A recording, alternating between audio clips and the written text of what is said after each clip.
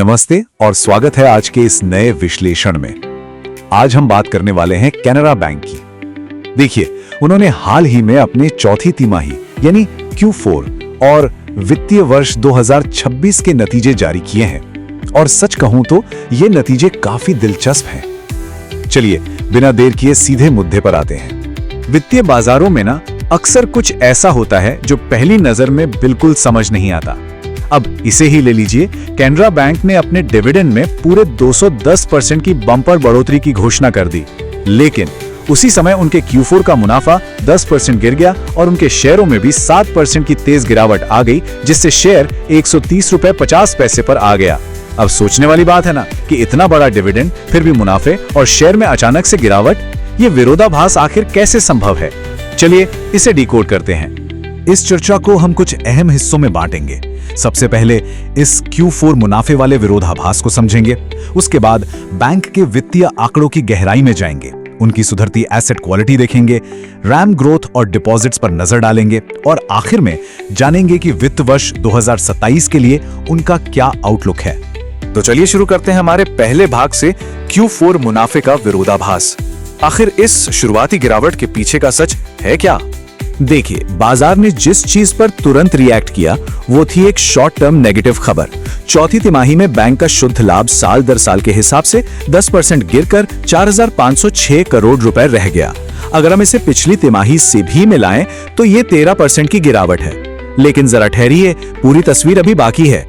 अगर हम पूरे साल के शुद्ध लाभ को देखें तो उसमें 12.5% की शानदार बढ़ोतरी हुई है और तो और इस Q4 में भी जो नेट इंटरेस्ट इनकम है वो 4% बढ़ी है। तो कहानी उतनी बुरी नहीं है जितनी पहली नजर में लगी। अब ये नेट इंटरेस्ट इनकम या NII क्या है? आसान भाषा में समझें तो बैंक ने जो लोन्स दिए हैं उन पर जो ब्याज कमाया और जो डिपॉजिट्स उनके पास हैं उन पर जो ब्याज चुकाया, उन दोनों के बीच का अंतर NII कहलाता है। मुनाफे में 10% की गिरावट के बावजूद बैंक का ये कोर लेंडिंग बिजनेस वास्तव में 4% बढ़कर 9,808 करोड़ रुपया हो गया है और सच कहूं तो एक बैंक के लिए ये बहुत ही मजबूत संकेत है। आइए अब दूसरे भाग की ओर बढ़ते हैं।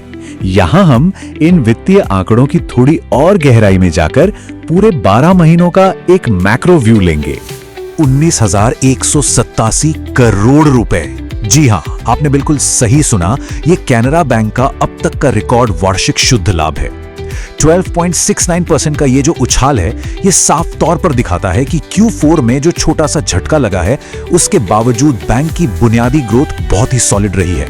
इन आंकड़ों को जरा और ध्यान से देखते हैं। ग्लोबल बिजनेस में 12.11% की जबरदस्त वृद्धि हुई है। यह आंकड़ा अब 28,06,000 करोड़ रुपए को भी पार कर गया है। आपको अंदाजा है ये कितना बड़ा नंबर है? दुनिया के कई छोटे देशों की GDP भी इतनी नहीं होती। इसके साथ ही घरेलू स्तर पर बांटे गए कर्ज या एडवांस में 15.30% की बढ़त हुई है और ये 11,61,000 करोड़ के पार पहुंच गया है। मतलब साफ है, बैंक का पैसा लगातार बाजार में काम कर रहा है और बिजनेस तेजी से बढ़ रहा है। अब आते हैं भाग 3 पर, बेहतर होती एसेट क्वालिटी। यहां हम समझेंगे कि बैंक अपने रिस्क और खराब लोन्स को कैसे मैनेज कर रहा है। देखिए, किसी भी बैंक की असली सेहत उसके जोखिम प्रबंधन यानी रिस्क मैनेजमेंट से तय होती है।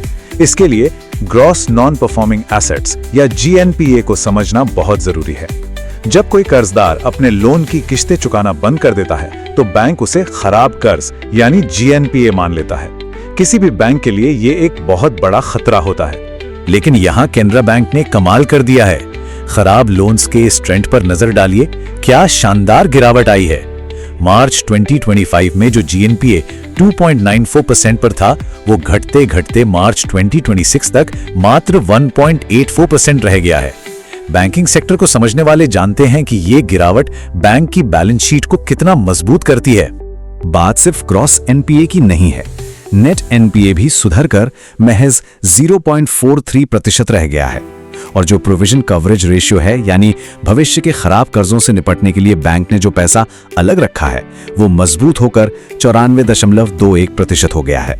इसका सीधा सा मतलब ये है कि बैंक की एसेट क्वालिटी असाधारण रूप से स्वस्थ है, वो भविष्य के किसी भी झटके के लिए पूरी तरह से तैयार है।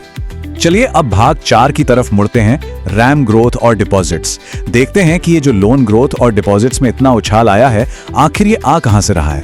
रिटेल बैंकिंग की बात करें तो बैंक की विस्तार रणनीति बहुत सटीक रही है। कैनरा बैंक के ट्रू एज सेविंग्स अकाउंट जैसी जो नई पहल हैं, वो रिटेल सेक्टर में ग्रोथ का एक बहुत बड़ा इंजन साबित हो रही हैं। ये पहल भारी मात्रा में नई डिपॉजिट्स को अपनी ओर खींच रही हैं। अब जरा इस रैम सेगमेंट को तोड़कर देखते हैं, यानी रिटेल, एग्रीकल्चर और एमएसएमई। रिटेल क्रेडिट में 32.93% का भारी उछाल आया है। ये अपने आप में 2,96,912 करोड़ रुपए तक पहुंच गया है। और हाँ, इसी दौरान व्हीकल लोन्स में भी 26.33% की एक जबरदस्त छलांग देखने को मिली है।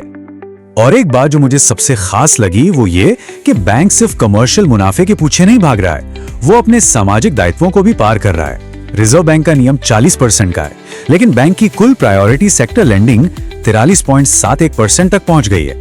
साथ ही एग्रीकल्चर लेंडिंग भी 19.52% रही। यानी समाज के उन वर्गों तक भी पैसा पहुंच रहा है जिन्हें इसकी सबसे ज्यादा जरूरत है। और आखिर में भाग 5, वित्त वर्ष 2027 के लिए आउटलुक। बैंक का मैनेजमेंट आने वाले कल को कैसे देख रहा है? किसी भी बैंक के आगे बढ़ने के लिए उसके पास पर्याप्त पूंजी होनी चाहिए। कैनरा बैंक का capital to risk weighted assets ratio या CARR इस वक्त 17.04% पर खड़ा है, जो बहुत ही सॉलिड है। इसका मतलब है कि भविष्य में चाहे ग्लोबल विस्तार करना हो या डोमेस्टिक, बैंक के पास जोखिम उठाने के लिए पर्याप्त और एकदम सुरक्षित पूंजी मौजूद है। वित्त वर्ष 2027 को लेकर बैंक का मैनेजमेंट बेहद कॉन्फिडेंट है। उनकी गाइडेंस बहुत स्पष्ट है। वो एक बार फिर से 10 से 11% की बिजनेस ग्रोथ की उम्मीद कर रहे हैं।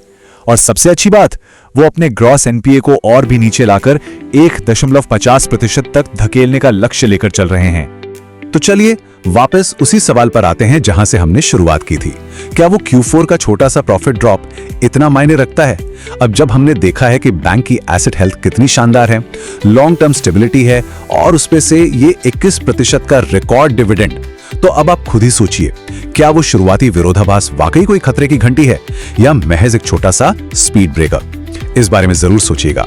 आज के इस विश्लेषण में हमारे साथ जुड़ने के लिए आपका बहुत बहुत धन्यवाद।